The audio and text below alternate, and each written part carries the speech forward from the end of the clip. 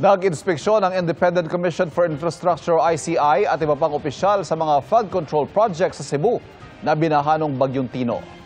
Nakatutok si Luan Mayrondina ng GMA Regional TV.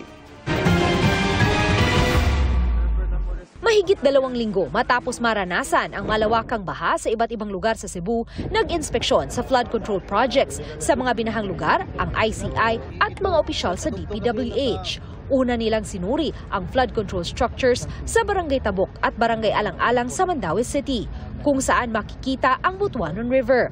Ang Butuanon River, na isang major waterway sa syudad, ang umapaw, pumasok at sumira sa daan-daang bahay sa lungsod. Nagpunta rin sila sa Barangay Tamiao sa bayan ng Compostela, kung saan mahigit 20 ang nasawi matapos rumagasa ang mataas na lebel ng baha. Sa lungsod ng Talisay naman, pinuntahan rin ng ICI ang Mananga River na umapaw rin ang tubig at nalubog ang maraming kabahayan at subdivisions. 7 ang naitalang namatay sa Talisay City.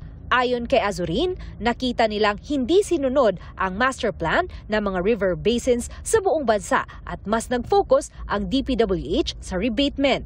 Sinisiguro rin ng ICI na mapaayos agad ang mga nasirang flood control project at mapanagot ang nasa likod nito.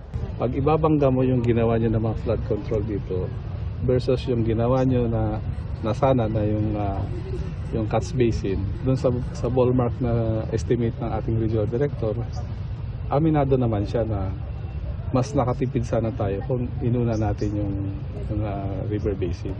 Para sa GMA Regional TV at GMA Integrated News, Luan Mayrondina, nakatutok 24 oras.